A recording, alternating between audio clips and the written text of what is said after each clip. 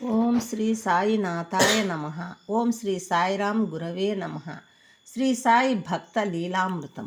అసూయ చిత్త మాలిన్యానికి ఔషధం.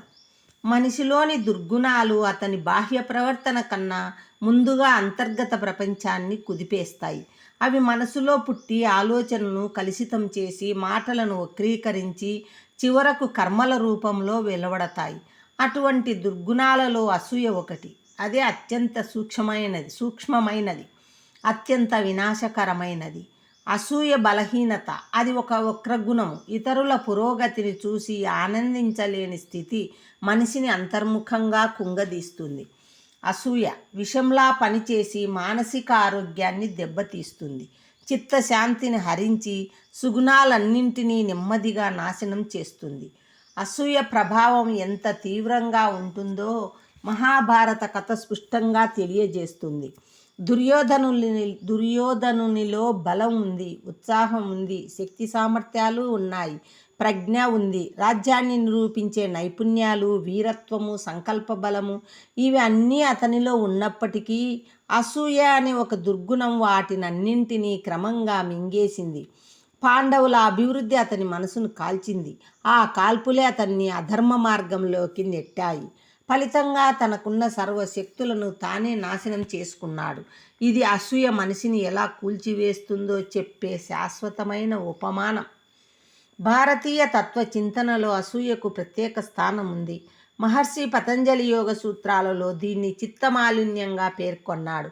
చిత్తం శుద్ధంగా లేకపోతే ధ్యానం ఫలించదు, ధ్యానం ఫలించకపోతే శాంతి దొరకదు. అసూయ ఉన్న చోట మనసు ఎప్పుడూ తనలోనే మునిగిపోతుంది. ఎవరు ఎంత సంపాదించారు, ఎవరు ఎంత ఎదిగారు, ఎవరి పేరు ఎంత వెలుగొందింది అన్న లెక్కలతో చిత్తం అలజడిగా మారుతుంది.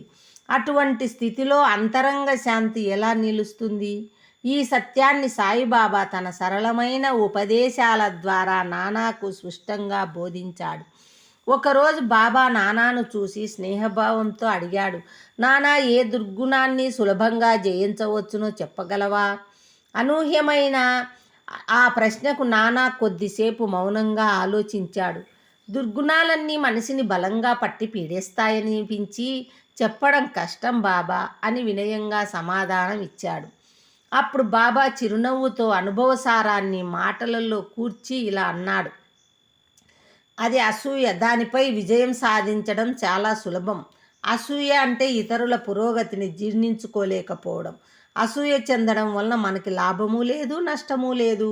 బాబా మాటలు అక్కడితో ఆగలేదు. నానా మనసులోని సందేహాలను పూర్తిగా తొలగించేలా ఆయన వివరించాడు. ఒక వ్యక్తి తన సత్కర్మల అనుసారంగా సంపద, శ్రేయస్సు పొందుతాడు. ఎవరో అభివృద్ధి చెందితే అది వారి పూర్వకర్మల ఫలితం. మన అసూయ వారి కర్మఫలాన్ని మార్చలేదు, మనకు ఏ మేలు చేయడు, కానీ మన చిత్తాన్ని మాత్రం కలుషితం చేస్తుంది. కాబట్టి అసూయపడే చెడుగుణాన్ని జయించాలి. ఈ ఉపదేశం నానా హృదయంలో లోతుగా నాటుకుపోయింది.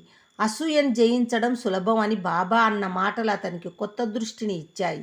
సాధారణంగా మనుషులు అసూయను అణిచివేయలేని బలమైన శత్రువులా భావిస్తారు. కానీ బాబా చెప్పినట్లు అసూయకు శక్తి మనం ఇచ్చినప్పుడే అది బలపడుతుంది. దానిని అర్థం చేసుకొని నిర్లిప్తంగా చూడగలిగితే అది స్వయంగా క్షీణిస్తుంది. నానా ఆ క్షణంలోనే బాబా పాదాలకు నమస్కరించాడు. కళ్ళల్లో భక్తి, మనసులో సంకల్పంతో ఇలా పలికాడు, ఈ రోజు నుంచి అసూయను జయించడానికి ప్రయత్నం చేస్తాను బాబా. అది నానాకు బాబా నుంచి లభించిన తొలి పాఠం. ఈ పాఠం కేవలం ఒక దుర్గుణాన్ని విడిచిపెట్టడం గురించి మాత్రమే కాదు, జీవన దృష్టిని మార్చే మార్గదర్శనం. ఇతరుల పురోగతిని చూసి ఆనందించడం, తమ కర్మలపై విశ్వాసం పెట్టడం, చిత్తాన్ని శుభ్రంగా ఉంచుకోవడం ఇవి మోక్ష మార్గంలో తొలి అడుగులు. అసూయ లేని హృదయం ప్రశాంతంగా ఉంటుంది. ప్రశాంతమైన చిత్తం ధ్యానానికి అనుకూలంగా మారుతుంది. ధ్యానం ద్వారా జ్ఞానం పుష్టి చెందుతుంది. ఈ క్రమమే బాబా నానాకు చూపించిన మార్గం. అందుకే ఈ ఉపదేశం ఒక చిన్న సంఘటనగా కనిపించినా ఆధ్యాత్మిక జీవనంలో దీని ప్రాముఖ్యత అపారం. అసూయను జయించిన రోజే మనిషి తనలోని నిజమైన శక్తిని తెలుసుకుంటాడు. ఓం నమో శ్రీ సాయినాథాయ నమః. ఓం శ్రీ సాయిరాం గురవే నమః. ఓం శాంతి శాంతి శాంతి.